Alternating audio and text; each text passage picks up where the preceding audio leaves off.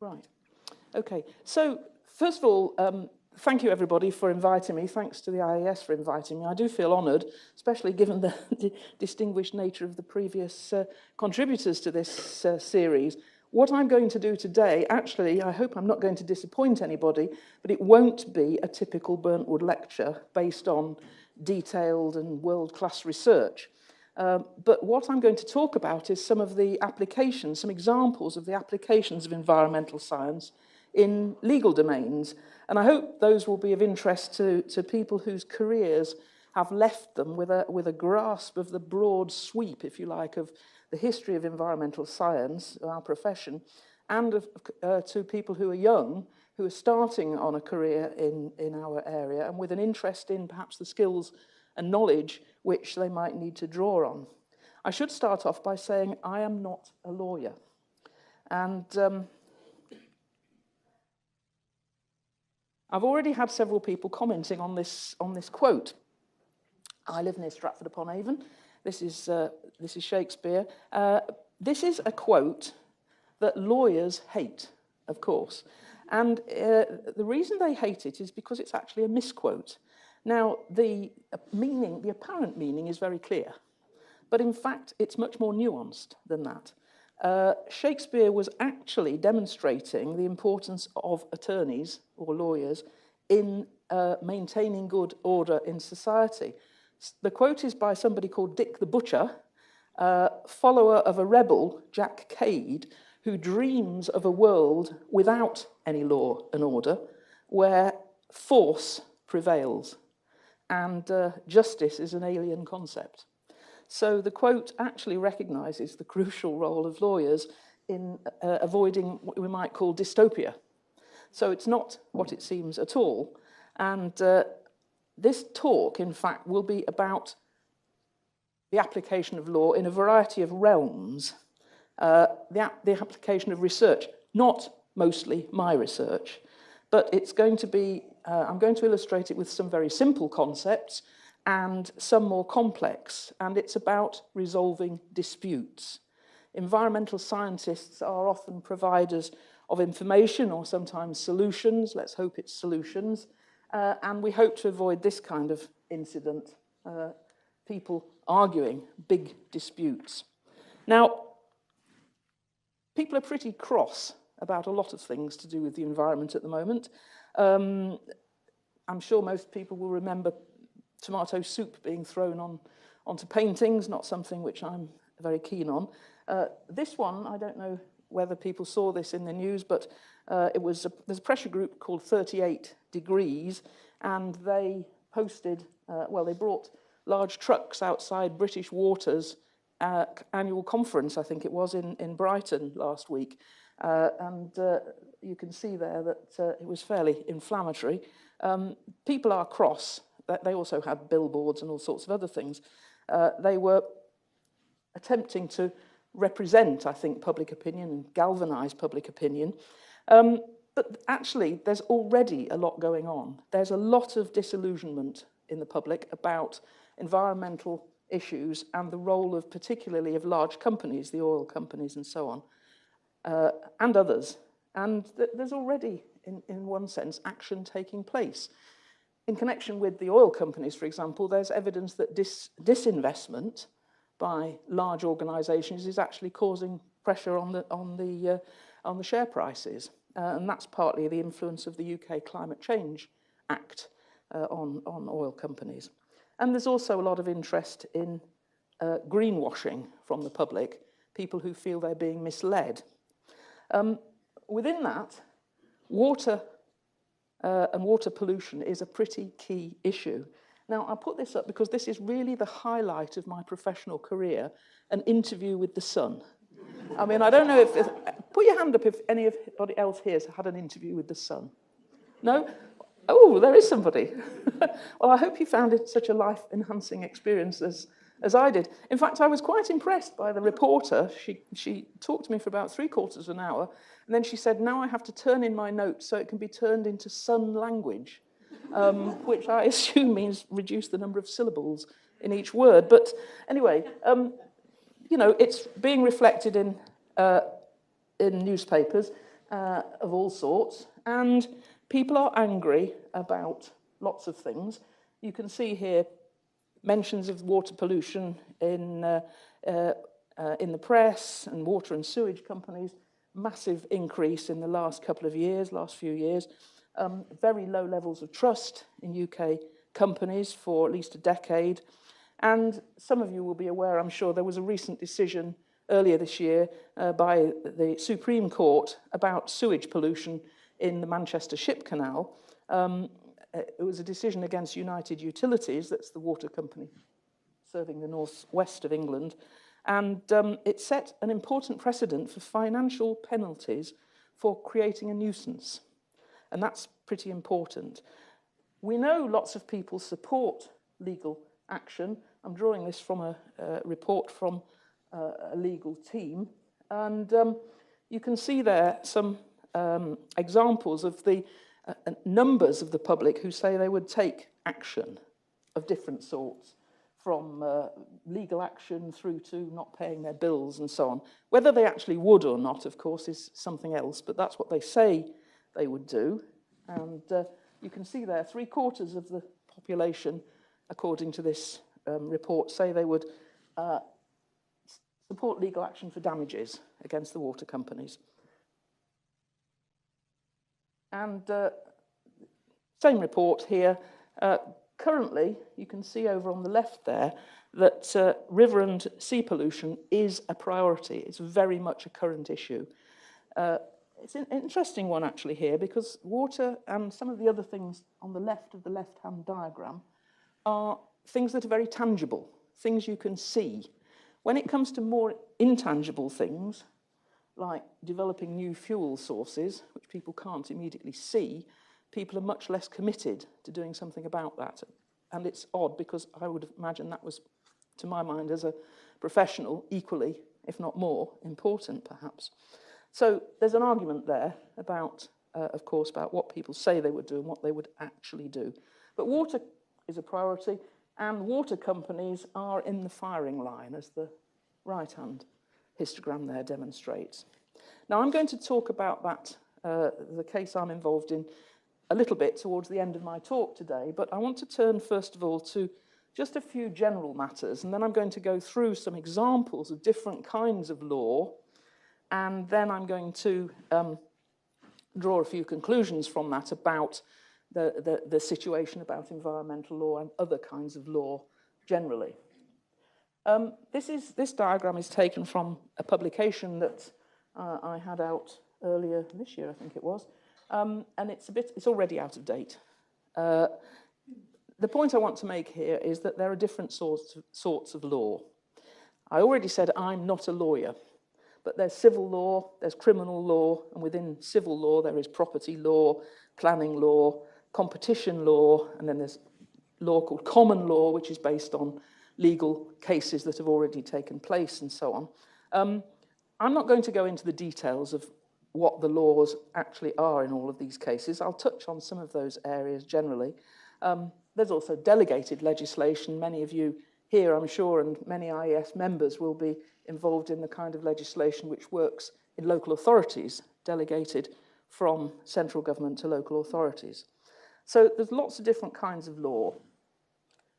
And I put this diagram up because it shows the context in which we work as environmental scientists. So in the middle of this diagram, we've got what scientists do and how they do it. It's experiments, or it's policy discussions, or it's data analysis, or whatever. But then if we move out a little bit, we've got things like, as it says here, social certification, responsible scientists, demonstrating that we are responsible scientists. For example, by getting accredited or joining a professional body, those kind of things, professional activities. And then if we move to the outside, which is where I want to focus my talk today, we've got three areas here that are to do with the context in which we as scientists work. So we've got over on the left-hand side the societal context, including the law. And then we've got also political power structures in which we operate, and we've got financial systems in which we operate. So we've got three areas there that we need to have a look at. Now, none of us, I'm sure, is an expert in all of those things. I'm certainly not. I put this cartoon up just to say, to remind ourselves, you know, don't let me interrupt your expertise with my confidence. Lawyers are great. I mean, they are unbelievably confident most of the time. I found one of the things interesting about this diagram, I think, is to think, who am I? So the women in the room, for example, who's the one with the confidence and who's the one with the expertise, do we think? I won't wait for an answer, but we might have a view on that. Okay, now, I want to show you, first of all, a very simple case. It was mentioned earlier that I have worked for the police, and I'm going to... Murders is something that always interests people. The largest audiences I ever had for my Gresham lectures, when there was a queue outside the door, was the first one I did on murders. Not as quite as disturbing, actually, as when I gave a lecture on murders to I think it was the Northwest Regional Women's Institute, where they were all taking notes. And all the men had been sent out. It was, as I say, and they were a terrifying group of women. However, this is a very early case that I was involved in. Body in a canal, very close to here, in Camden. And what it was, the police had found a body lodged on the canal there. I don't know if this has got oh yeah, it's got a pointer. Just here, and they wanted to know where it might have come from. Okay, so it's actually very simple, and it's somewhat typical of the cases I've been involved in, which are either the police have found a body and they want to know where it might have come from, or they've lost a body and they want to know, or bits of a body, one or the other, or sometimes bits of bodies in suitcases. Seems to be quite common, actually. They want to know where they ought to be looking for it. This one was very simple because the water in canals is not static, it moves, but very slowly. And when I went to have a look at it with a detective who behaved exactly as detectives should by standing with his feet turned out and bending his knees and looking around like this, wearing a coat with his collar turned up, which in Camden is interesting because as part of this investigation, my velocity meter for the water velocity didn't work very well. The water was moving too slowly for it, so I had to use some dye, biodegradable dye, I hasten to add, and I dyed the water first yellow and then blue, and the banks of the towpath were lined with what I assume were drug addicts. And evidently, they had a particular view on why the water might have gone yellow or blue, and they were looking a bit surprised. But anyway, we managed to establish that, in fact, where's it gone? Oh, sorry. We managed to establish that the body had only come from just here, and the man had come out of a nightclub, in fact, late at night, and had managed to move only a very limited distance. But and it didn't answer the question of whether he'd fallen in by accident or whether he'd been pushed in or held under or anything like that, but it did give the police some extra information. Now, what I was doing there was using scientific knowledge, just scientific knowledge. That's all I was asked to do. And there were a few minor legal and financial elements to what I was doing, like how much is it going to cost for me to come and do this? And, of course, it's evidence, so you've got to have the same kind of approach to evidence as you would have as a scientist. But it's mostly about science. Now, I want to talk, first of all, about a few cases, including some murders, that are mostly about science. And I want to start off with this. And the diagrams here look really clunky and old, and this is because this is the research I did as a postgrad. And it was in the mid-1970s, so it's a very long time ago. I was researching the impact of towns, building a town, on river channels. Now, what you expect to happen in a river channel is if you build a town, you get an alteration in the flow. You get more water flowing into the river. So flows go up, peak flows go up, and perhaps total flow goes up as well. And sediment in the river goes up quite dramatically when the town is being built. But then it levels off, and then it drops away slowly, perhaps. So rainfall here maybe go up a bit if you've got, particularly if you've got a big town, you've got some urban climate activity. And what you might expect to happen to the channel in the bottom The bottom diagram here is that the channel might perhaps initially fill with sediment, and then there would be erosion. And that's quite a big issue. But actually proving that that happens is pretty difficult. And you can see it, some pictures here, again, very elderly photographs of big holes where you've got urban rivers, erosion below urban areas. It's visible. But actually identifying the extent of the erosion is difficult. Now, you might think, well, of course, we can get some surveys before and after urbanisation. Actually, they don't usually exist. There's a very old diagram there from I think actually the 18th century, the one on the left there. And you can see here we've got a river in cross-section, nice survey, but it's just below a bridge, so it's kind of a bit artificial. On the right here, we've got a sequence from a survey that did exist in Skelmersdale. Skelmersdale is one of Britain's new towns, and you can see here there was a bridge built across the River Tord. It was in 1925. There are some aerial photographs in 1961, and the town was being built. It's a new town. It was being built at that time. I took some field measurements in 1976, and the river had got pretty big, much bigger than the width in 1961. And in fact, the bridge kept falling down. In fact, interestingly, the engineers kept rebuilding it too small, and it kept falling down, which they didn't seem to have kind of factored into the equation. But why was that happening? Well, it's happening because a vast amount of the catchment had been covered in impermeable development, mostly in the 50s and 60s. You can see the diagram there. And the river here flowing from the urban area north, this bit here was particularly eroded. Now,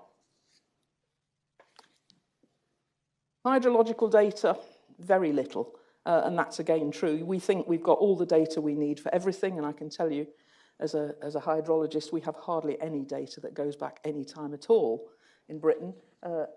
Bits of fragments of record here in Skelmersdale that I found in a cupboard in the Newtown Development Corporation, just all rolled up on paper, screwed up in the bottom of this cupboard. Managed to reconstruct a little bit of it, and there's some evidence of an increase in the flow. But it doesn't tell you how to get at the amount of erosion. So what was I doing in terms of the science? Well, I was trying to get at it statistically, trying to work out how much erosion there had been statistically. Now, I started off by using something called an ergodic hypothesis. It's a great thing to drop into your pub conversation, isn't it? Oh, well, I was just using an ergodic hypothesis. It means a space-time substitution. So I don't have any information about the river before the town was there, or not very much. But I do have, in the area, rural streams for comparison.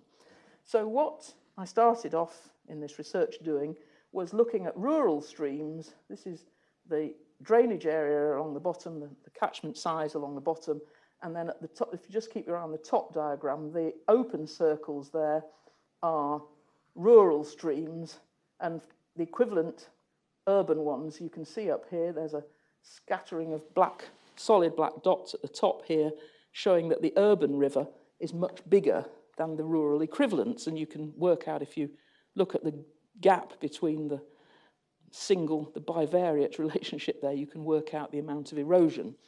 In fact, that's not very good, because there are very poor rural comparators for some of these rivers. And what I did was I measured hundreds of rivers all across Britain. It was an interesting time. 1976, there was a big drought, as some of you may remember. Looking at rivers was slightly unfortunate at that time, but I wasn't actually looking at the flow, I was looking at the channel. But what I managed to do was to build a national model, a multivariate model, for predicting the cross-sectional area of a channel. And you can see I've put it at the bottom of the screen there. I won't bore you with all the things that are in it, but basically it says the channel size is a function of the drainage area, the drainage density, how many channels there are in the area, rainfall intensity in the area, the kind of geology, the kind of soil, and the shape of the catchment. And it gives you the sort of wavy lines in, sort of wavy lines that you see here, these dotted lines here. That's what I would expect. If you see the River Tord there, that's what I would expect the pre-urban channel to be like. Then again, we can compare it with the urban channels at the top there. So the wiggly line is the likely rural channel size, and the black dots are the urban size. So we can get a better estimate, pretty good statistical estimate actually, of the amount of erosion. And I could go on, I did go on, in fact, to look at the amount of erosion and another multivariate model to work out what characteristics it was of the urban area that caused the erosion. Now, my research stopped there. I did publish it in a few places. What I should have done, if I'd been wise to it, was to put in, to take it to lawyers and ask landowners to ask for compensation, because they'd lost bits of their land. But I wasn't smart enough in the 1970s to realise that. It's a shame. But what I just will flag up, this kind of hydrological change is very similar to what we are experiencing and will experience with climate change. So we can expect erosion in our river channels, more erosion in our river channels. And I might be on the case legally this time. Okay, now, that's an example of very simple science. Well, it's kind of statistically complicated, but not unduly complicated. I want to talk about another kind of simple example. This is a murder. Everybody likes murders. You're quite at liberty to smile. Murder is a serious business, but the science is actually fascinating, and some of the issues are quite humorous.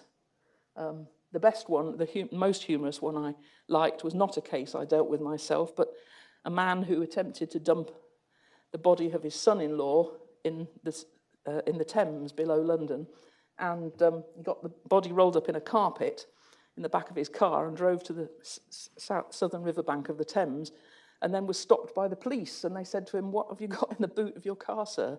And he said, "I've got a body." And the police went, "Ha, ha, ha, sir." But they had a look, and indeed he did have a body rolled up in the carpet. And they said, "Well, actually, sir, we only stopped you because you got a broken tail light." You couldn't make it up, really, could you? But anyway, so murderers, it can be quite humorous. This particular one, this is the body of a young woman who was found on the upper part of the river bank on the River Bure near Great Yarmouth. And I'll show you a map in a second. But it was the spring of 2002, so it's a long time ago now. The night she'd gone missing, and she'd gone missing the night before, early in the evening before. Her husband said that she should have come back for when she was working in a supermarket. He said he'd picked her up, taken her home, dropped her off at home, went to fetch their child from the childminder, and then to get some takeaway. And when he came back, she'd gone, but he didn't think much about it. He just thought she'd gone for a walk. But the next morning, she hadn't returned. And the police started searching later on that day and found the body upstream of the river, of the town. Now, this is a tidal river, and unfortunately, it was the highest tide of the year, spring high tide. And that makes it, from an investigative point of view, difficult to research because there's not much to compare it with. So the police wanted to know, she'd been found here, last seen at this particular time, where had she gone into the river? So I started looking at it from a sort of flow, patterns, tides point of view. It's very difficult to work out because some of you may be aware the height of water in a river, particularly as the tide comes in, is like a shock wave going up. The height of the water surface goes up faster than the velocity of the water. All right? So I need the velocity of the water because that's the thing that's taking the body with it. And it's salt water, so the body was floating. I said to the police initially, I think the body came downstream, so it was dumped upstream. And then I said, but I can't be sure. So what we did was we did an experiment. Classical environmental science approach to this, we did an experiment looking at the tidal cycles, and I'll just show you, I think this will work. Ooh. Okay. Where's, okay. Is that it? No.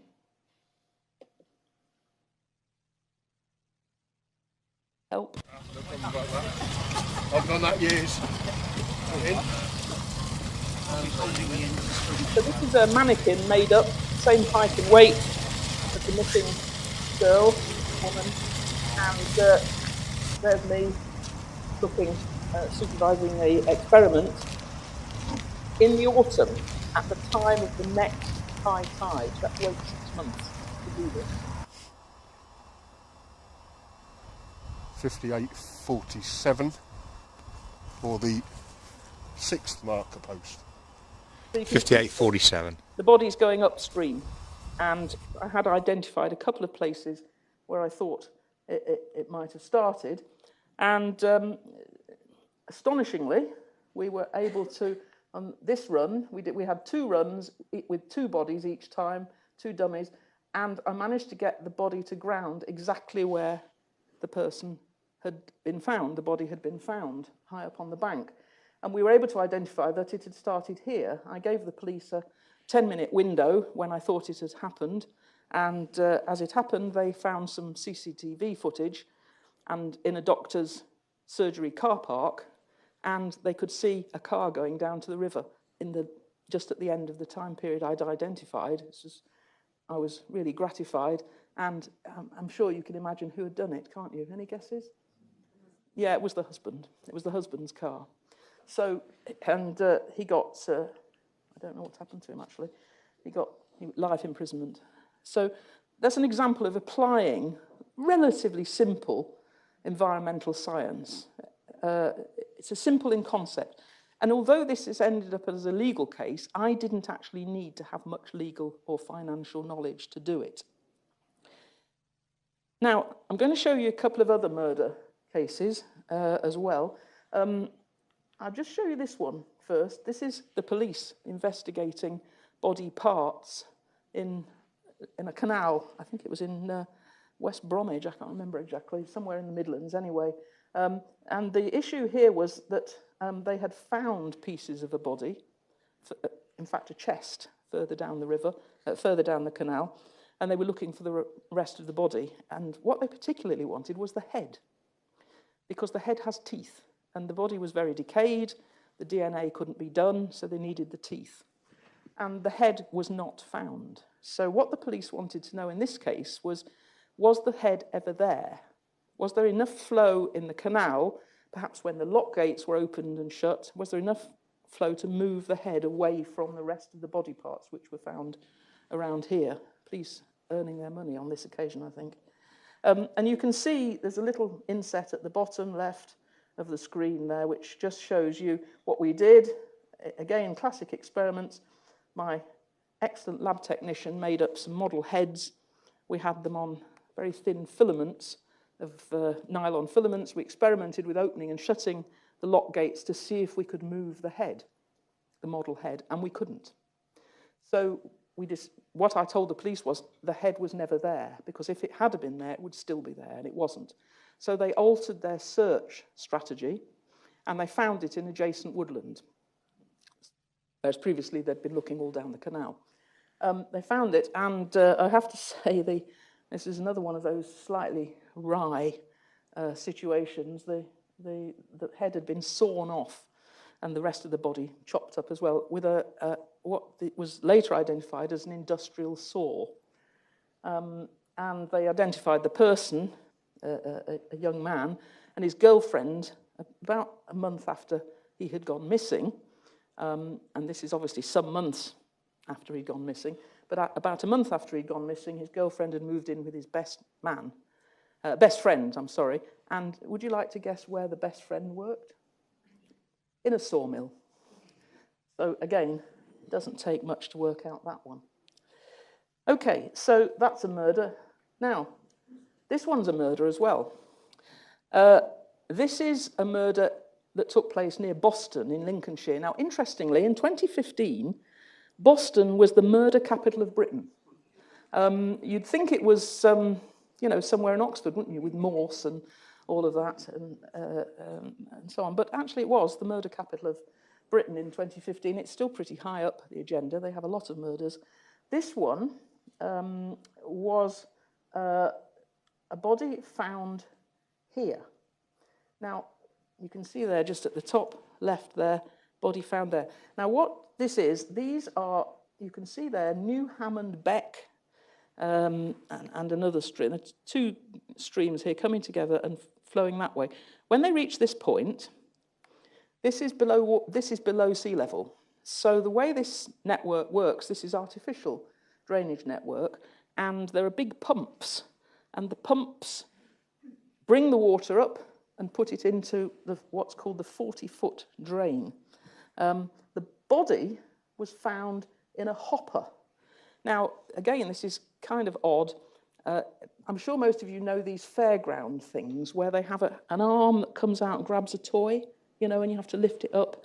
Well, on this particular pump, on the inlet of the pump, I think I have a photograph of it actually, there was, so here's the network at the top there, the outlet of the network is here, the blue is all below sea level, and there's the 40-foot drain that goes out to sea. So these pumps are lifting up water from the blue, dumping it in the green network so it can flow out to sea.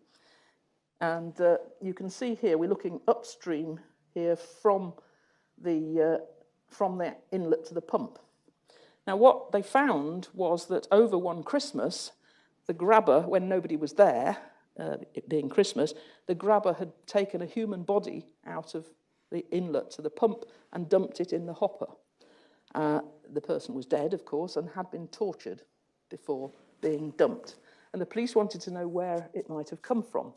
Now, the interesting thing with this is, from a scientific point of view, there's almost no data because flow in these channels is not really recorded. So what I did in the end was I used the records of the pumps to work out the velocity in the channel, having to back calculate. So you can see on the lower diagram, there's the water levels in the 40-foot drain. So when the water level in the drainage channel reaches a particular point, the pumps kick in and start pumping the water out, and then it goes out to sea. So on the bottom diagram, the purple line there, you can see when the pumps are operating. So it's raining, the pumps start operating, and they draw the water down. You can see the lower diagram, water going up and down, pumps going on and off. From that, I was able to extrapolate to the volume of water being moved, put it through the cross-section, which is a trapezoidal cross-section, and get the water velocity roughly, and give the police the maximum distance that the body could have travelled since last seen. And it was, in fact, it turned out to be somewhere, let me get this right, somewhere here it was, not very far, a couple of kilometres. So I put this up to show you that sometimes you're making decisions, scientific decisions, in the light of limited information. You have to be a bit more creative about how you're going to do it. This one, very quickly, I'm just illustrating the kind of research that's required sometimes. This is the floodplain of the Mersey. The Mersey is the river going across the bottom of the maps, and we've got a series of maps here, and a body was found just over here on the western end of the map here. I put the older maps in to show you that this was the site of a sewage works originally, and it was very irregular as a floodplain.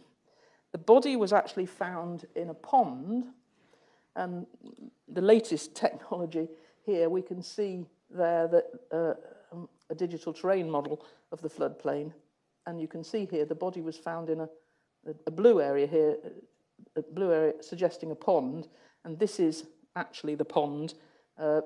And I could show you a close-up of this, but I won't. But the body is actually, you can actually see it it was just bones in the trees somewhere at the back there, but I'm not going to show you the close-up because it's distressing. But the police wanted to know whether the body had always been there or whether it might have been moved there by floodwaters across the floodplain in the period for which the person had been missing. And again, so I'm looking at the flow of water, and there were 4 high flows that I looked at, but none of them would have been deep enough to move a body across the floodplain. So the answer to the question was the person had been lost in the same place or dragged there after death, but had not been moved by natural causes across the floodplain. Okay, now, those are a mixture of timings of investigations. I want to show you a few others. I could have shown you some pictures of work that I used to do on public inquiries, on environmental impact assessment, and there are people here who know a lot more about environmental impact assessment today than I do, but I did do quite a lot of work on things like sand and gravel investigation, explorations and waste disposal sites and so on, which ended up in public inquiries. But I can't talk about those, mainly because when I came to look for the diagrams of them, the diagrams were so old, my computer would no longer process them. So that was hopeless. But I want to show you another one, another kind of investigation. This was the flooding that was mentioned a little while ago, about in 2007. I was asked to advise the Gloucestershire County Council on what had happened during the event as they undertook what was called a scrutiny inquiry, where people were brought in. It's a legal mechanism. People were brought in, like the head of the fire and rescue service, the head of police and so on, to be cross-examined about this very extreme event. Interestingly, now we had a similarly extreme event very recently, not nearly as much damage done. And that's partly, I think, because we've adopted new practices and some of them have worked, at least in part. In 2007, in July, there was a lot of damage, a great deal of damage, and 4,000 houses flooded, 500 businesses lost, near civil unrest. Lots of people lost their water supply, and some of them were very cross about it, not least because the Bowsers that were deployed couldn't get down the narrow Victorian streets. They could only get down the wider leafy glades in places like Cheltenham and Gloucester. So people who lived in the smaller Victorian houses, who tended to be less well off, could not get near the water supplies that were brought in after the water treatment plant was flooded. And there were acts of vandalism on them. The police described it as near civil unrest, which we're quite a calm people, aren't we? We don't usually get that excited, but in this instance, people did. Lots of inundation. I mean, places inundated that probably had not been inundated much before. There's Tewkesbury Abbey at the top there, which was the graveyard for which was flooded. And it was thought to be a 1 in 400 year event. The blue representing the most intense rainfall, very similar pattern to that we've had recently. Now, the thing with this event was that I had a look at the scrutiny inquiry, what had gone on in that, holding people to account. And what this was really social science, and it's not really my forte. But we interviewed, or I should say I interviewed, lots of people who'd been involved in the scrutiny inquiry. So councillors, members of the public, voluntary agencies that had gone out to help, local authority officers, as I say, councillors, elected members, businesses and so on. And we were looking to see what people thought about the scrutiny inquiry as a way of identifying what the issues were in flooding. Now, I don't have time to go through all the details of that, but it led to another project where we looked at how best to start educating people about flooding. What we discovered was that the people taking the decisions at local level, local authority councillors, for example, elected members, had very limited understanding of flooding. So very often they said things like, well, we've had the 1 in 400 year event, so we're safe now for another 400 years. and similar things, which, you know, we sit here and giggle, and I did actually, but that's actually was quite a widely held view. Now, we experimented with different ways of engaging people with the science. We did lectures, we did role plays, we did virtual online. Virtual online was very novel at that stage. We used something called Second Life. Some people might even remember Second Life. But and we looked at who gained most from it. And in fact, people did gain from it. What we discovered, though, was that people gained from the virtual experience, but they were less likely to participate in it. They gained most from that, but were less likely to participate at all. So they said, oh, I don't use computers. We had people who'd never used a computer before trying to do this, and it was interesting. So I flagged this up just to illustrate for you the concept of wicked problems. Problems with really complex backgrounds to them. And I just want you to hold that in your mind, that context of wicked problems, poorly formulated, complex problems. I'm not going to read all of that out, but flooding is an example of that. Now, that project was running concurrently to something that Sue in the front row will recognise. I did a project with Sue on sustainable drainage systems, which also had legal implications. And for the first time, I started to engage with some of the financial issues around building, in this case, delightful SUDS schemes. And I don't, again, Sue, I don't have time, I'm sorry to go into all the details on that, but started to get into the legal side and the finances. Now, I want to talk briefly about two other projects with finances. In this particular case, this is Gulf Oil Terminal in West Bromwich. You couldn't have a bigger contrast, could you, from that to that? This is the River Tame, runs through this area. It's and was in the 1970s, a most disgusting river. I mean, really horrible. An oil terminal, these tanks here, sorry, the photograph is very blurry. These tanks are full of petrol and diesel and heating oil and all sorts of other things. It's brought by pipeline from Milford Haven, it was in those days. Interestingly, they put this stuff into a pipeline. I always found this fascinating. They put it into a pipeline, it doesn't get muddled up. So they put in like several miles of diesel, and then a bit of water, and then several miles into the pipeline of you know, what was then leaded or something, and they don't get muddled up in the pipe. So fascinating. Anyway, but it leaks. It leaks. The site leaked. And so in the river alongside, you get oil, you get ochreous seepages on the right-hand side there, and there you can see me monitoring in this river. We put some instrumentation in to try and work out what was going on the site. Now, I'm going to skip very quickly through this example. Again, historic maps. This site had been a coal mine, then a wagon works, then a concrete works, then a waste dump, and then finally an oil terminal. That's what the damage we do to land in big cities.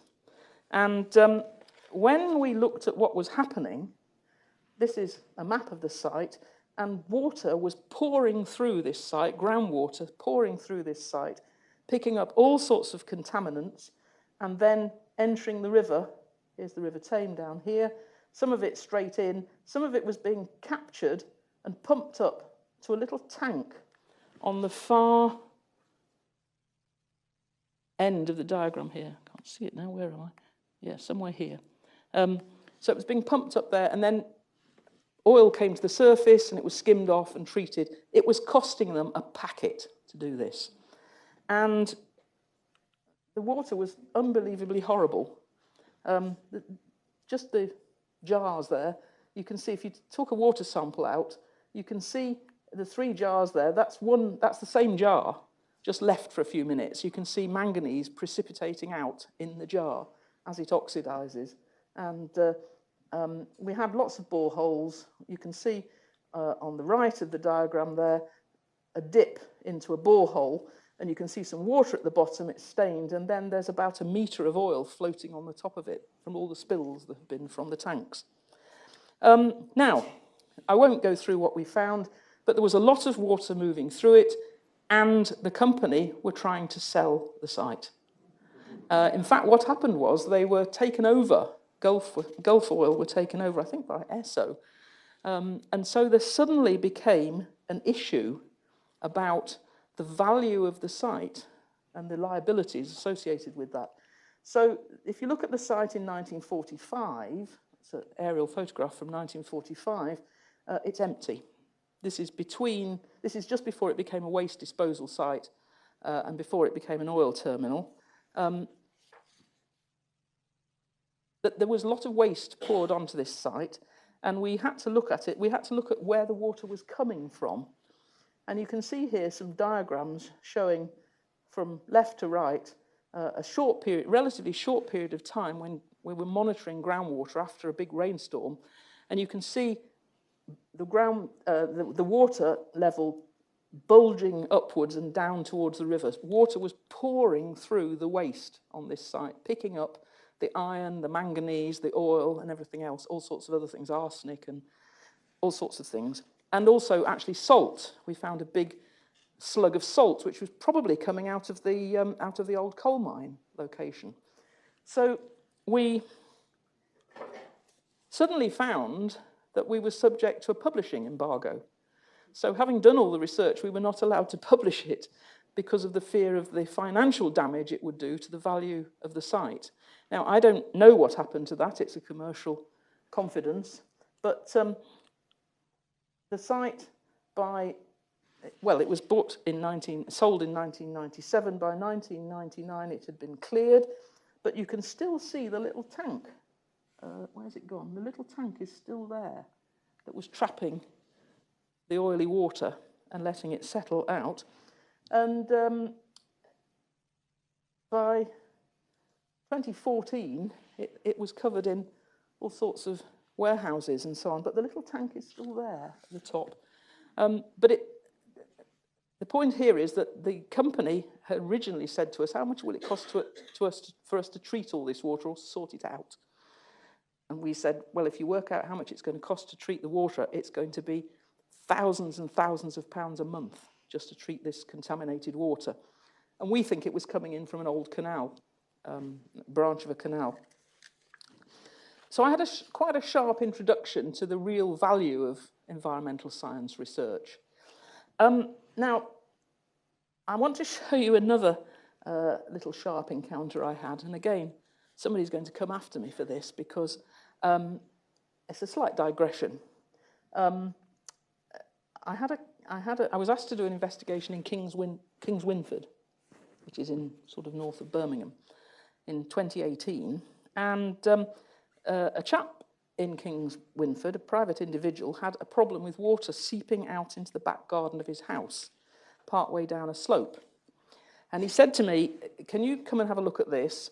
Because it's coming out of the water company's pipes in the road in front of his house, and it's going under my house and out in the garden. Can you have a look at it? So I had a look at it, and I looked at all sorts of things. I looked at the old maps before the house was built, and you can see here there's a red arrow in the top left diagram. His house is up here, and here it is in 1938, and then this 1951. There's houses being built around it. By the 1990s, when I looked at it in detail, there were a lot of houses. Geology, the details of the geology don't matter, but what I would just ask you to look at is the western boundary fault of the South Staffordshire coalfield, which is just here, down the middle of the cross-section in the geology, just down there. Big fault, big fault. And when I started looking at it historically, at these historical maps, I found that on the old maps there were lots of what were called collects or ponds, seepages coming out of the ground. A lot of them had disappeared by the 1970s because people had built houses over them. And in fact, that was my contention as to what had happened in the case of this particular house. If you map it onto the geology, you can see that the seepages are all along the line of the boundary fault. And our house is up here, and there's one of them just in the back garden. So I don't think this is coming from one of the water company's pipes at all. I did also some chemical analysis, and I looked at the Environment Agency flood maps. There you can see the red arrow there. There's his house. If there was a flood, there would be water coming through as well from the road. I won't bore you with the chemistry. The chemistry was quite complicated. When I submitted my report, he didn't like the findings and refused to pay me. So I ended up in a small claims court, which is not anything I would recommend to anybody. A sharp lesson in finance, because you can't get your money back. And I had put in a lot of work, and my allegation would be he had not disclosed all the information to me, as I found thousands of pages of correspondence that he had initially not disclosed to me. So, a little digression about finance. Now, I want to just touch on politics, and then I'm going to get to sewage. So if I touch on politics, again, this is something which has not yet come to a resolution. This is a very sad case of a child's body found in a sewer in Belfast. A child went missing. I can't give you all the details except to say that his body was found about 1 kilometre into a sewer where a stream ran in at the top. It ran through a grill here, which is actually very easy to climb through. Even me, fat as I am, managed to climb through the grill. And then he went down into a big sewer. This is a manhole looking from the top. And then lower down, about 2 kilometres further on, it comes out in the Belfast Bay. And the lower part of this is tidal. So there's the cross-section at the bottom showing the stream, the steep bit, and then the bit is actually reclaimed land, which is virtually flat and tidal. The police wanted to know whether he had crawled in by himself, whether he might have been put inside, or whether the water in the stream might have carried his body in there. And I can't comment on the outcome of that one at the moment because it's still with the coroner, but there was very little evidence of extensive rainfall or high flow. That's all I can say, really. And I put this in about politics because this was a case where it is the only case in this country I've ever had to be accompanied by an armed guard, police guard, when doing my research, because there was an allegation that he had been murdered by a sectarian group and stuffed into the sewer. Now, I'm not able to comment on that. It's terribly sad, very sad. I think the child was 14. But that's an area where politics has kind of touched on the context. Now, this is the last case I'm going to talk about, and this is the case that some of you will be aware I'm involved in at the moment, which is about sewage spills into English rivers.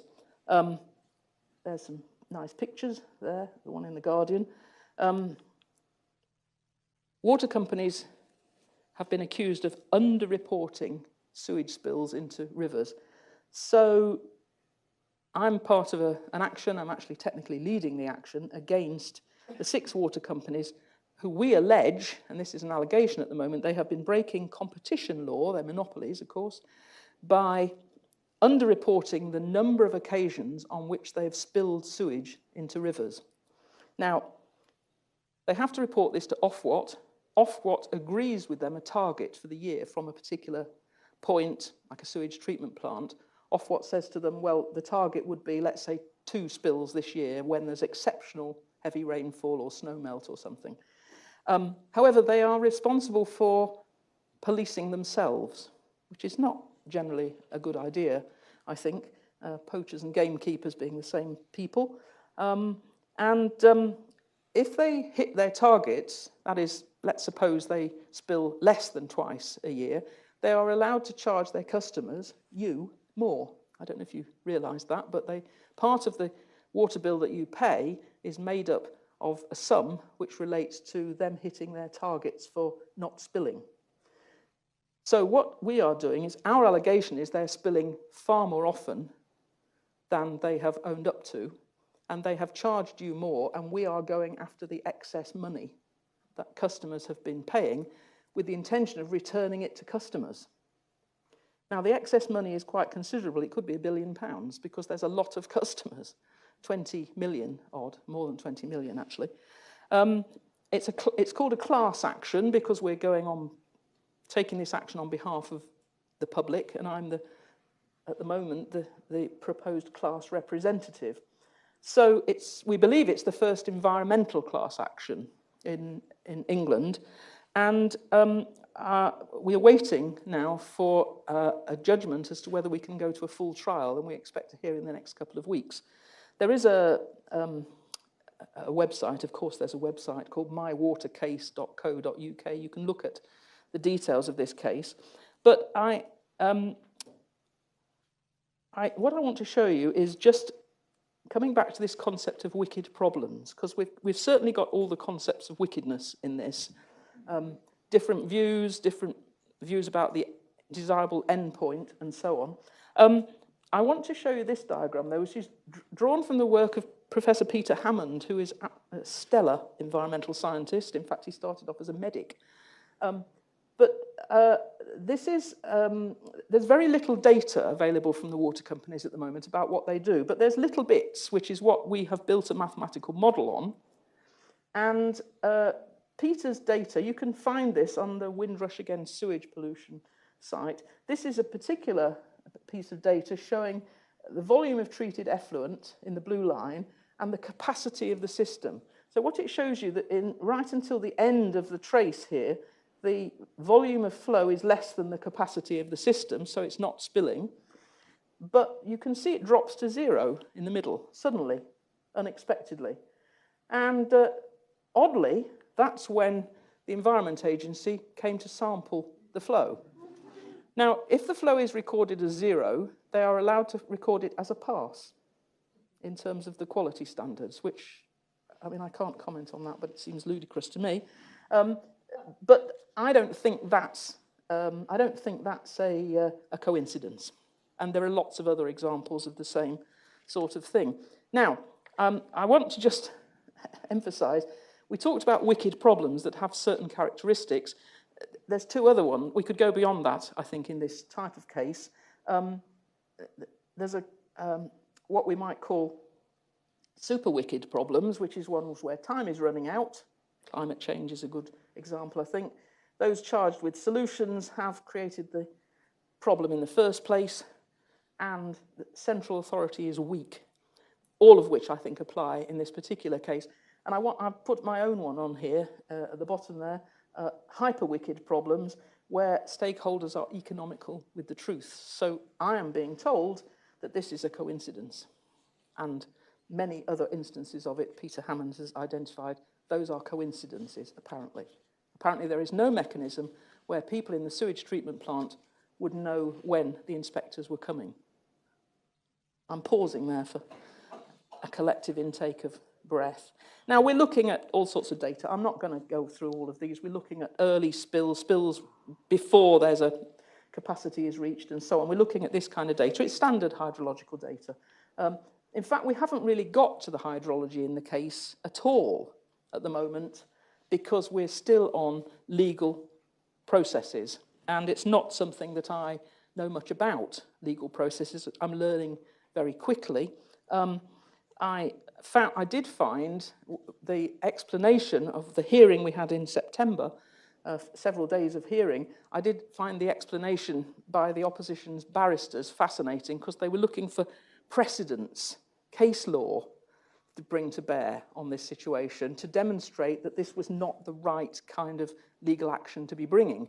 And what was cited, and I almost feel as if I'm making this up, but I'm not, that what was cited was, first of all, a case involving an Italian television channel, a case involving the German Postal Service, a case involving French funeral undertakers, and a case involving flooding in Oswald Twistle in the 1890s. I kid you not. So, you know, maybe, I don't know. I don't know whether this case is going to progress, but, you know, grasping at floating straws, maybe, I don't know. But I've had to learn a new language, a language which includes things like waterfall, the waterfall, which is not the beautiful example that Simon might recognise from the photograph there in China, but is not a discontinuity, but a term referring to the order in which costs are covered in a case. And we've got things like counterfactual and mens rea and inter pares, none of which language I was familiar with. I'm going to show you a statement about counterfactual worlds, which again is not something as scientists we really ever engage with. It's when somebody says, well, this is what would have happened if we'd done this. And again, I can't, you know, this is them saying off what, if they had accurately said the number of spills, off what the regulator would have adjusted the target upwards, and therefore people would have paid the same bill. That's a counterfactual argument, and that was what was said in some of the evidence. Okay, we don't know whether that's an accurate counterfactual or not. Now, I'm not going to describe any more cases. I just want to draw a couple of conclusions from this. I've gone through all of this, and I've moved increasingly into that outer circle of financial and legal contexts to the work, and there will be others of you here, particularly perhaps people involved in environmental impact assessment that are already in that outer territory or close to it. We could think about the skills. When I was researching things, I found a survey I'd done of employers' skills in 2009, which is a very long time ago, and they're exactly the same as what is being asked for in our graduates today, except that you see there speaking and negotiating at the top. I mean, that's the legal bit, isn't it? I don't think we're any better at producing them from university graduates yet at the moment, necessarily, but perhaps we're a bit better. Now, what we've got, though, is complex systems. And I think in terms of the law, I've given you some simple examples, particularly early on. Murders are often relatively simple. But when we get to things like this sewage spills and things like SUDS development, we're in complex systems with different perspectives, different points of view, and things that remain unknowable, the counterfactual arguments, for example. So we need to make sure that when we engage as environmental scientists with these kind of concepts, we are aware that we are entering this emergent, dynamic scientific area with this much broader context. So it's not going to be solved by this traditional reduce, resolve scientific approach necessarily. So we need to think about that. So I think we've moved from that circle. I like Venn diagrams, as very many people would tell you here. I think personally I've moved from things over here into this area of overlap here. Here's Sud's lot of legal knowledge, but we're into this area. And I think we're going to be needing more environmental scientists to be doing that as time goes on, because there's certainly a lot of issues arising because of the public pressure. So I'm going to stop there. It says here, I like Alice in Wonderland as well. I've reached the end, and I'm going to stop. Thank you.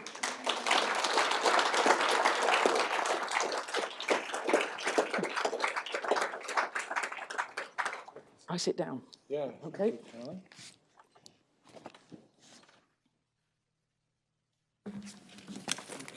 Yeah. Well, thank you, Carolyn, for an absolutely fascinating and extensive presentation. We move on now to try and start digesting it all and having some discussion. And tonight we have 3 respondents who have been selected to have a unique perspective on Carolyn's lecture. So first of all, can I invite Claire Holman to join the stage? Claire was awarded a PhD in 1980 for your research in ozone pollution.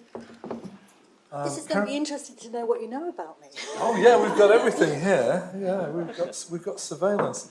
Currently a director of air pollution services, a specialist in air quality consultancy, working for governments and other research projects. She's currently the president, most importantly perhaps, and former chair of the IAQM. So she's really one of our own again. Another experienced expert witness for planning inquiries and litigation. Secondly, Simon Spooner. Simon is an associate director at Atkins Realis, specialist in river basin water quality and water resources management, and specialises in computer modelling systems, especially now they can support drive policy legislation and regulation to achieve better outcomes. He's also from the University of Nottingham, so I have a fellow University of Nottingham person on the panel. And finally, Kyle Lishak, who's head of UK at Client Earth. And Kyle is a lawyer, 20 years of experience in the private, non-profit and government sectors. Before joining Client Earth, he was head of legal affairs at the Met Office and also principal solicitor at Natural England. So we have a great group who are able to... Terrifying group, actually. You find that terrifying, do you? No, I think it would be great.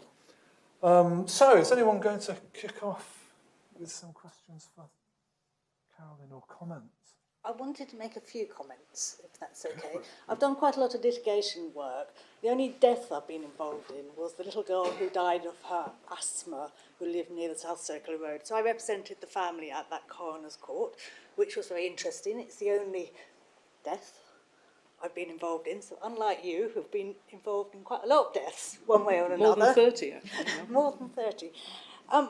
My experience is probably quite different. I don't believe yours is the first environmental class action, because I've been involved in quite a lot of nuisance cases, which are class actions both on dust and odour. You talked about trust at one point. So there's this landfill in Staffordshire, some of you will have heard of, called Wally's Quarry. Have anybody heard of it? Yes. 60,000 complaints of odour over a 5-year period. Last Friday, the Environment Agency actually closed the site. Closing a landfill site is not easy. When they say closed, it means they're stopping more waste coming in, but there'll be still odour from that site for some time to come. So I've written the word trust down on my notes. The Environment Agency were measuring hydrogen sulfide, which is an indicator of landfill gas. Then after about 3 years, they discovered they hadn't calibrated the equipment properly. They'd changed the sort of instruments that they were using, and they were using the calibration procedure for their previous instruments. You can imagine what the public meeting they had after they discovered this. I've heard the recording. It was almost a riot. After they discovered the error, they then decided that they wanted to try and recalibrate the old data, and it took them about 2 years to find a method. It ended up going to a DEFRA expert group to try and agree a methodology. When they did agree a methodology, they decided that the instruments had been under-reporting the hydrogen sulfate concentrations. So you can understand why people who live in that area would not trust the Environment Agency. It was such that during COVID, none of the Environment Agency officers would go out on their own because they were so scared about meeting people and how people would react. They only went out in pairs, which meant that during that period, because of staff shortages, they did much less regulation than they maybe would have done if they hadn't been quite so apprehensive, because there were a lot more people around during the day than there would have been. So I think that's a good example of how a regulator can completely destroy trust. One other example. I'm seeing a lot of nodding heads here. I just wanted to give one other example of where I think, when I saw your title about should we kill all the lawyers, which is not quite what it says, but I was thinking, well, actually, I've got quite a lot of respect for lawyers. I worked on the Client Earth case on the Air Quality Action Plan, so I was their technical expert on that. And, you know, we won the case in 2016 in relation to the 2015 Air Quality Action Plan. Client Earth has started this case in 2011, or 10 or 11. It'd gone to Strasbourg, or is it Strasbourg where the European Court is? Came back to the Supreme Court. They were given permission to take it through the British courts, went to court again in 2015, and then again in 2017. The limit values were meant to be achieved by 2010. We have now, as a result of that, 7, I think, clean air zones, they're called in England, they're called low emission zones in Scotland, none in Wales, none in Northern Ireland. The ones in Scotland were only introduced in 2024. Remember, the legislation says the limit values were to be achieved by 2010. There's some failure, though. Law takes a long time, and that's one of the problems, because I'm involved in a case that I've just been told will not be heard until 2027, by which time I'm a similar age to you. Carolyn, I hope to be retired by then. And I think the law is quite a blunt instrument often for these cases. It's not always the best approach. So just a few thoughts. Well, I mean, I'll go next. So, led into you. Yeah, it's a good segue. Well, I mean, two things struck me from the lecture. One, I was so relieved that it was the butcher that said lawyers first, and not Shakespeare, or the organisers of this conference, because I thought my demise was imminent there for a minute, but that's a relief. And I like this concept of wicked problems as well, very much. It's the first time I've ever heard it put that way, and I probably will use it now as another name for what I try to do for a living. So I work at Client Earth as a solicitor there, head the UK program, and I mean, I would suggest to look at this in a slightly different way from my perspective, which is that in all throughout different categories of law, that some of which you discussed, but in particular in public environmental law, where the government is to be held accountable for the decisions it makes or doesn't make, science is absolutely integral to the process, not only in terms of evidence gathering, not only in terms of witnesses, but in terms of how seriously the legal infrastructure takes scientific opinion. We have entire public agencies like the CCC or Natural England that I worked for that play incredible roles on precise statutory provisions that go to environmental impact, but even more so in some of the standards in the environmental legislation itself. And I mean, two cases that I'm working on this year, or have worked on this year. One is the net zero plan that the UK government put into play last March, which we went to judicial review on, and that was found to be unlawful. That's being hopefully revised as we sit here now. That turns around that legislation, the Climate Change Act, which was up on the screen, turns around whether the Secretary of State will enable the net zero result to be achieved by the relevant date. And everything from the CCC's advice to the practicality and the sophistication of the technology that's meant to mitigate that all plays a role in informing those decisions. And some of that came up in that case. Another one that I'm working on right now is around neonicotinoids and honeybees and the effect that that's repeated emergency authorization is having in East Anglia in relation to some of the agriculture there. And in that particular category, I wanted to just zone in on the importance of the precautionary principle of law and how important that is, and how, looking at this from a slightly different way, instead of being pessimistic, how wonderfully sophisticated it is and civilized to have something like that in law, which says if there is, some scientific reasonable doubt between the scientists, or if the science isn't yet developed enough to give us a positive indication that there won't be any harm, then we don't proceed. And then that generates more science, more studies, more reports, more research into how effects could be mitigated or avoided. And some of our most important laws, some of the most sophisticated, I think, laws, environmental laws on the planet, like, let's say, the Habitats and Species Directive that we still thankfully have here. You know, entire chunks of this country and entire chunks of Europe that are incredibly ecologically significant are protected because of that principle, just the way that it's embedded into the law. So we, as a charity, we act in the public interest. And science helps understand what the public interest is, because plants and animals and climate can't speak for themselves. And then the law, as it is now, helps us to make arguments that protect that interest. And I think, you know, I took the point around a continuing interest in the public in these issues, but I worry about the political wins now as well on the other side, despite those interests. You know, we've got a veer to a certain kind of politics in the EU now.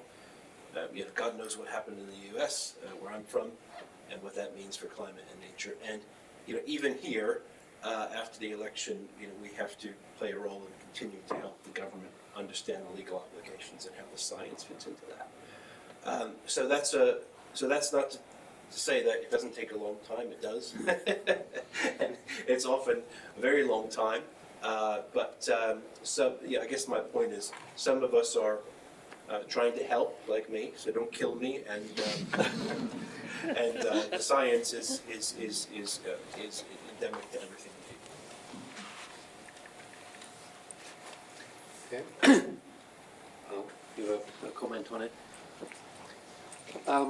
I think it's very interesting that the topics that you've worked on through your career and that you bring to us are very much engaging with feelings of disgust, of fear, some of sort of fascination, and also indignation.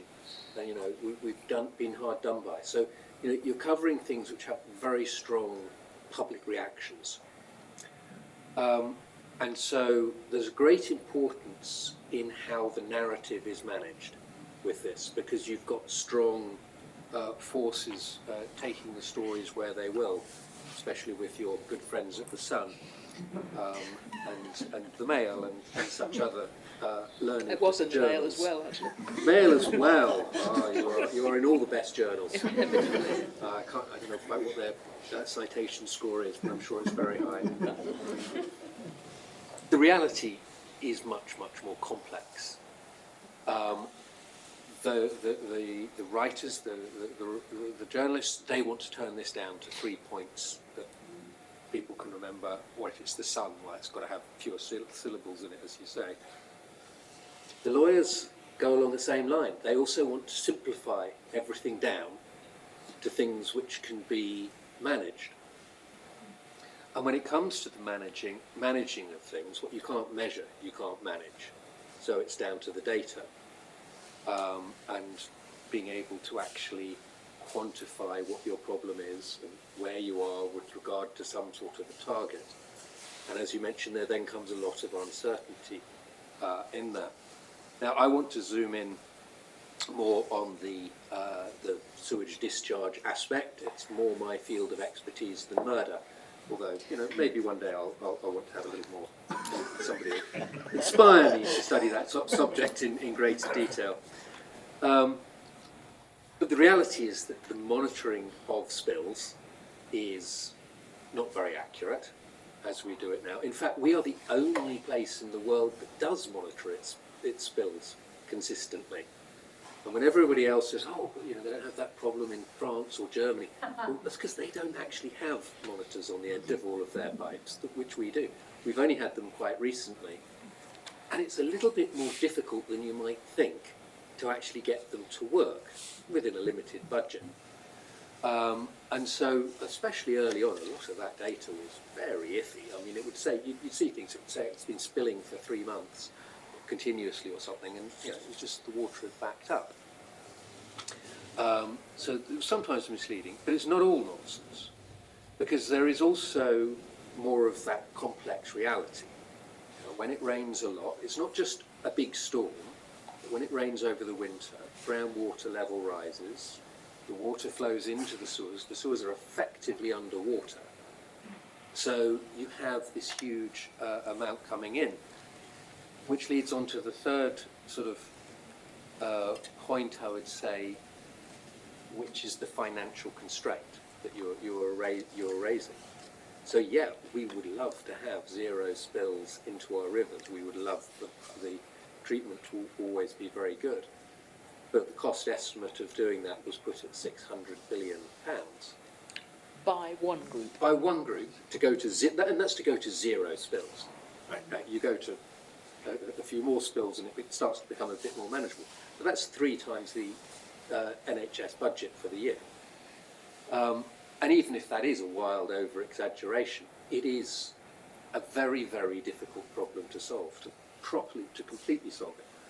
Whereas coming to a more sensible solution, which is what had been there before, and understanding the actual environmental impact, as opposed to a simplified number of spills, can allow us to come to something which is actually a bit more manageable, that we can gradually work towards having as part of a much wider solution. Because when it comes to it, those spills are only a fairly minor part of what causes the problems in the rivers. There are many other things which need to be spent on. So, yeah, I guess my main point is I do worry about the sort of simplifications that the lawyers are bringing in here, that this process and taking that legal view is not always very helpful to coming to a proper, considered view, solution, and understanding how we should properly work with nature and be part of, you know, your complex system of systems, which is where we need to be. Thank you. Okay, that's intriguing for me. Can I come back? Well, yeah, go on. We'll go in reversal. I feel like I'm in between you. Oh, no, Go back a bit. Can you see him? Very careful. Can everybody hear? Fall off the back of the stage. Yeah, everybody's fine. Yes, I agree with you. I didn't realise actually that the air quality case was a class action. The Client Earth one wasn't. No, but you said There have been, I've been involved in a number of nuisance cases which have been class actions. A lot of them get resolved out of court, okay. And therefore doesn't get the publicity, but there are quite Okay. a lot gone that way. I think this is certainly the largest, though. I have to say. Probably. Yeah. Client Earth, yes, I agree with everything you said there. I think that you were talking about sort of public perception and so on. I think you're right. People are cross and people are supporting the work that you do as a charity. I'm glad you enjoyed the wicked problems analogy, because I love that one as well, and I think it's quite a good conceptual framework to have in mind, actually, to think about these things. I'm limited in what I can say about the sewage spills case for fairly obvious reasons at the moment, but I think what I would say is, first of all, opinion on how much it would cost to solve the problem, at least substantially, has varied from as little as 5 billion up to whatever it was, 200 billion or something. I mean, the range is just gigantic, and I agree that the law tends to simplify things, often unduly. And I've had experience of that myself, being said, well, did the body start from there or there? You know, give us an answer. I said, well, it's probably here. This is the most likely place. But you're right. I mean, there's always an error, a margin of error, and legal systems don't deal well with that. And it must be the same in sort of air quality challenges as well, when you're trying to say, well, this is the typical pattern in an area. The only thing I'd just return to, and this will be the last thing I say about the spills case, is I've been looking at it, and I think nothing else has worked in 20 years. So we've had minor improvements in rivers, and we've had a deterioration which has not been addressed seriously for 20 years. So yes, we could carry on doing what we're doing now, but it isn't working.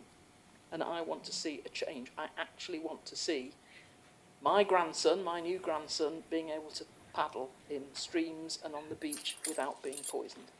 And I want to see it happen as quickly as we can. And I see the law as a remedy, at least in part, an attempt to get that shift in practice. Okay, thank you. I'm now very keen to start to broaden this and get some people in the audience involved. I'm going to do that by starting with a question. Carolyn, you have the word trust quite prominently in your presentation, and we've heard from the lawyers, we've heard from the environmental scientists, we've heard about the Environment Agency. Who is losing trust? It's pretty clear there is a loss of trust. And the key question linked to that is, what about as environmental scientists? Is there a danger that we'll lose trust if we don't find a better way of addressing these problems? Maybe there's people out there who've got some thoughts about that. If you can wait for the microphone, yeah. Jonathan Fisher, environmental economist, former economics manager at the Environment Agency, who left 10 years ago when somebody cut the budget rather significantly. You're right, we do need to change, but I agree with Claire that the law is a very, not very good mechanism for doing it. And I totally agree with Simon that it gets in the way, and that what you need and what you want is an improved process. And for that, you've got to restore the capacity and the capability of the Environment Agency as a manager, rather than what it's being dragged into now as a compliance regulator, worried about compliance, worried about legal redress, and you end up with a tick box process rather than expert management with experienced people that know the water bodies and can use their judgment. And I fear we've lost that. And the essence will be to effectively, how do you restore that and restore what you can say, trust. Thank you.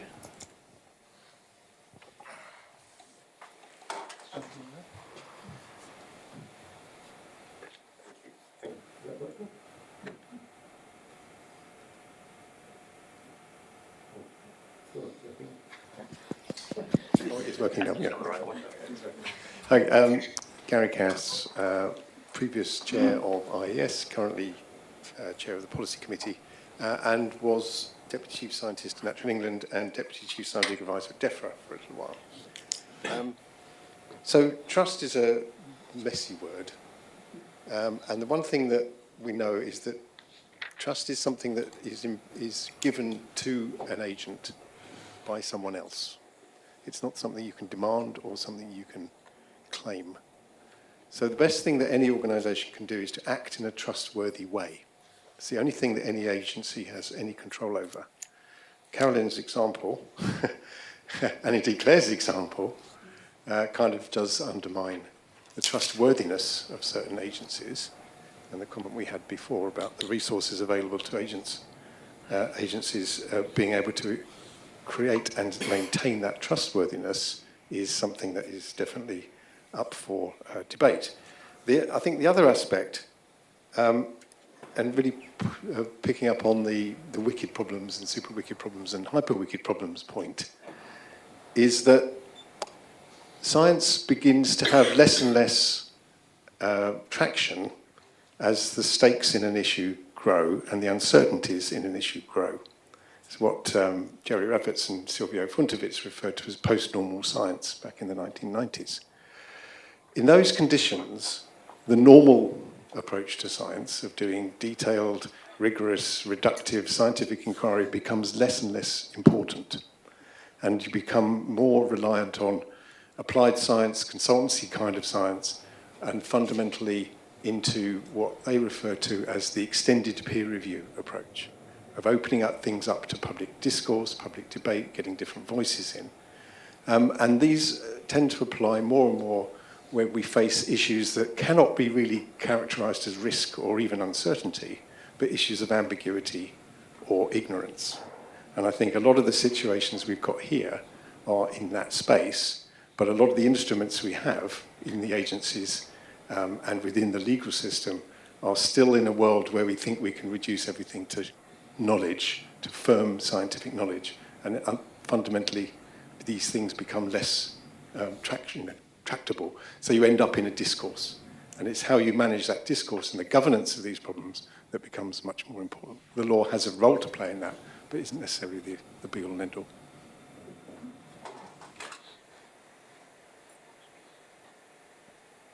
The lady here at the front.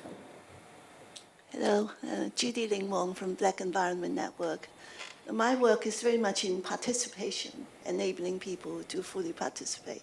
And when I listen to this and about trust and so on, one of the things that occurs to me is, where is the next generation that aspires to be scientists going to come from if they don't trust science?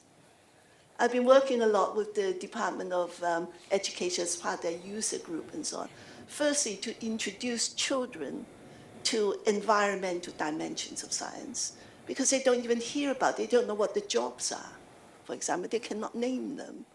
But most of all, this general atmosphere of, do we trust scientists anymore, is all important. They hear these stories, and how media tell these stories and so on is highly simplified. And I would like, actually, for example, for some of the stories that Carolyn tells about her work on murders and so on. Firstly, the children will be very excited to hear about the murder. But in it tells you that there are creative and interested and committed individuals who make a difference of science in things that touch people's lives. And children need to hear this so that we have a next aspiring generation who says, I can do this. If they're ruining my world, I can get in there and do something about it. So I think the telling of stories like this, and I would like something to happen like this, that we have a number of stories that we promote to school children and so on, as part of the Department of Education's efforts to name green jobs and so on, but to do it through stories in such a way that the emotions and the thinking and the action comes together. And I always say that change is the coming together of thinking, feeling, and action. So I'm most interested in these stories where children know that individuals can make a difference as a wave of people in the future and want to enter the environmental professions.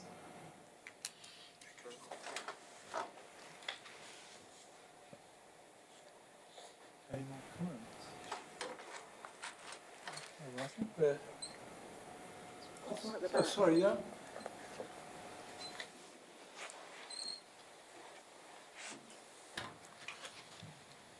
Thanks.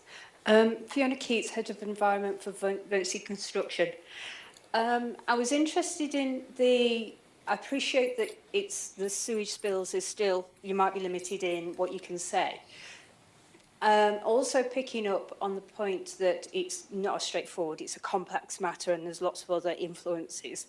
Have you looked at, is it just sewage, or have you also looked at or factored in urban diffuse pollution, so surface water runoff that picks up dirt from roads, highways, industrial effluent, that then gets discharged into rivers and streams, causing a pollution at the time, excuse me, at the time of high rainfall events?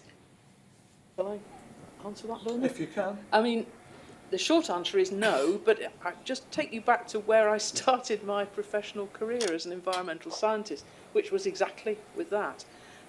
We are aware that sewage pollution is not the only source of pollution, but it is one that, at least legally, is relatively straightforward. Point sources of, I mean, there are lots of point sources, but point sources of pollution are easier to deal with than diffuse pollution. And of course, agriculture is a major issue as well as highway runoff. I think it's difficult to see how you could tackle farm effluent spills and runoff and seepage from fertilisers and so on, and pesticides from farms in the same way, I think you would have to go at it from the point of view of the river and start with the river and go backwards. So it would be, it would involve looking at it in terms of fines as opposed to financial restitution, which is what we're doing in relation to competition law. But you're absolutely right. There are lots of sources of pollution, and it all needs sorting out. But I do hope that even if our case is not successful, and we are expecting to hear around about Christmas time whether we can go to a full trial, that it is enough to prompt some thought about what is going on. And indeed, I would agree entirely with the lack of funding for the Environment Agency, and with the points about trust. Trust has to be earned, and the science has to be right. Actually, I can't remember when it was, there was a survey not so long ago that said the least trusted people were actually reporters, followed by politicians, and then scientists did pretty well on the whole. Lots of people do trust scientists, but yeah, it needs keeping an eye on. And I couldn't agree more with you on children. I did do a lecture for Gresham College on murders several years ago, and in fact one for the IES. You can talk to each other. Yeah, we do, Bernard, we do. Okay. Okay, well, I'm conscious the clock has ticked around. We will be able to continue the debate and the conversation in the foyer, where there will be drinks and canapes. I think it ends for me to thank the various contributors we've had. I'd like to thank our respondents for their informed comments. I also should thank the Institute of Physics for making the venue available. I'd like to thank you lot for coming and being such a fantastic audience. And I'd also like to thank the IES team, Joseph, Adam, Annie, for doing such a fantastic job in bringing the lecture. But finally, most of all, I think we need to thank Carolyn. She's raised some really quite fascinating issues, and I suspect a lot more for the IES to do. It's certainly demonstrated the relevance of what we're trying to do. So I think we can end with a round of applause.